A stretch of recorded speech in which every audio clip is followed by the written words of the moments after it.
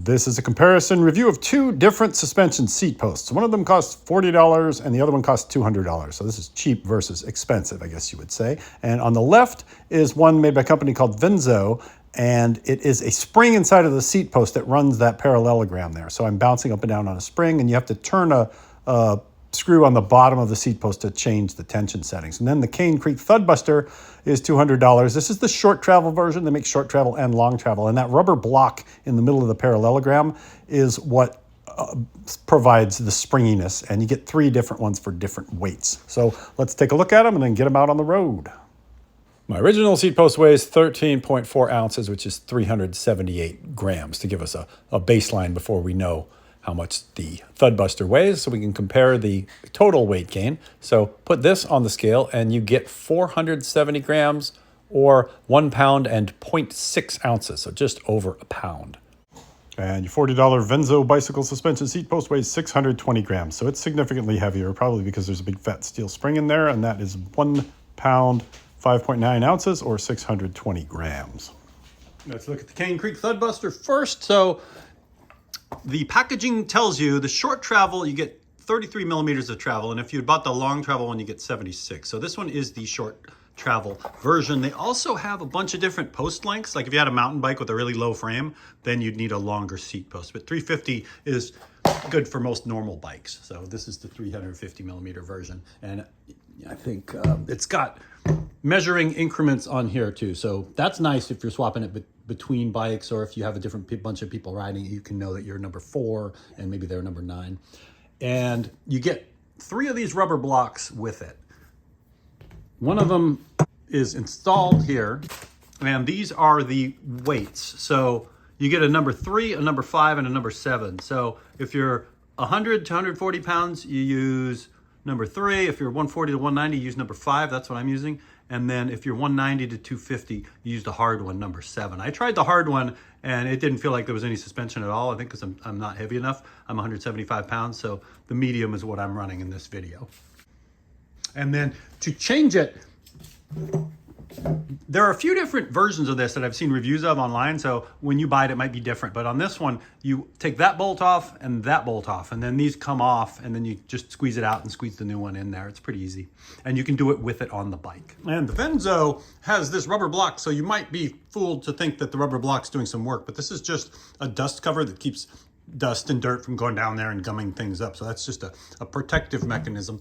And then you turn it with a big Allen wrench here. So it says plus that way and minus that way. And you can see I've got it all the way to minus. So I've got it backed off all the way, and I'm 175 pounds. And when it was turned, I turned it in about 0.5 millimeter and really didn't feel like it was doing much. So if you're lighter than 175 pounds, Venzo says that they do make lighter springs that you can order for this. And they say that it has 27 millimeters of up and down travel. And of course, if I was 200 pounds or more, you could just keep cranking this up. So you just turn it and then smash that spring down, and then it would work for a heavier rider. It's maxed out in terms of allowing for a lighter rider. And on both of them, the seat clamp mechanism is easy to dial in, and you can get whatever angle. You know, you move it forward and backward, up and down. So in terms of adjusting the angle and the position of your seat, both of them work great for that. And this, if you learned nothing else in the video, this is the most important thing. Before you buy a seat post, you need to know what size your seat post is. And a lot of them are within, less than 1 millimeter of each other. So there's like a 30.4, there's a 30.9, there's a 31.6. So on your old seat post, they print the size. So like in this case, this is the old one from my mountain bike. And you can see right there in the middle, it says 30.9. So I need a 30.9 post. I didn't measure it right. I used a caliper to measure it and I was off. And that's why I ended up buying the wrong size post and having to put it on my e-bike and then buy another post for my regular bike. So don't make that mistake. But along those same lines, Cane Creek makes adapters. So you could buy a skinnier seat post from them, and then they have a sleeve that you can put on it to make it fit bigger bikes. So if you had 2 bikes with different seat post sizes, as long as you bought the smaller one, then you could shim it up and put it in the other bike whenever you wanted. So that is another option. Now let's go for a ride. So we're starting out with the Venzo on my mountain bike, and I'm riding a dirt path here. So this is kind of designed for gravel people and road people. Like you'd want the longer travel one if you're really doing serious mountain bike work and going off sweet jumps. But you can see it is sucking up the bumps. You can see it is moving up and down and kind of smoothing out the ride. I can definitely feel it. And then if I jump out of the dirt and up onto the pavement, the important thing about having an efficient one of these is you don't want to be bobbing up and down while you're riding. You do want it to take some of the sting out of the ride, but you don't want to be hopping up and down. So here's me on smooth pavement. You can see it's really not moving at all and pretty much staying where I put it. And that's exactly what you want it to do.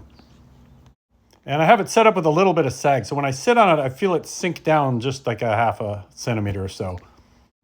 The overall effect is really subtle, but it just takes the vibration out. Like I had to stop when I was riding around and check my tire pressure because it felt like my rear tire had gone low because it was nice and smooth. But turns out there was plenty of air in the tire and I just was feeling the effects of the spring. And if we go super slow-mo here, watch the bike and then how the seat stays at the same level. So you can see the luggage rack jump up and the seat stays the same level. It still gives me a jolt. Like this was definitely not designed for speed bumps. It's for smaller bumps, but that really gives you a good look at it in action, the maximum extension. Now on to the Thudbuster. Here I am in gravel territory, so riding on a gravel road, and you can see it's not moving much. I definitely feel it on the street when I'm riding around that it is just kind of taking the buzz out of the bumps, but I'm not feeling as much activity as I was on the Venzo. So I'm feeling harder hits than I would on the steel spring Venzo $40 post. And if we put it into slow motion, you can see my butt is getting pitched up and down in the air, and you really don't see a whole lot of movement from the seat post itself. It's definitely doing something, and it's definitely better than not having it, but it's not as active as the $40 Venzo suspension seat post. Again, in this situation, I probably should have bought the long travel one, and then it would give me a lot more movement. And then if we move on to the speed bump test, I only did this once because it was painful. I got launched. So you can see that just threw me up off the seat, whereas with the other one, it sucked up a lot of the energy. So for subtle pavement variations and just feeling smooth around town on normal pavement, it's good, but you don't want to hit any giant bumps like that with it. So which one do you choose? It's hard to argue with the value of $40. You could spend $40 on a beer at Dodger Stadium. So, in terms of risk versus reward, I like what I got, and I'm kind of honestly happy that that's the one that ended up on my regular exercise, non-electric bike. So I'll put links to these in the description, and you can figure out which one you like best and read everything they have to say about them. If you're looking for a bicycle suspension seat post, I hope this helped. Thanks for watching. Comment, like, subscribe.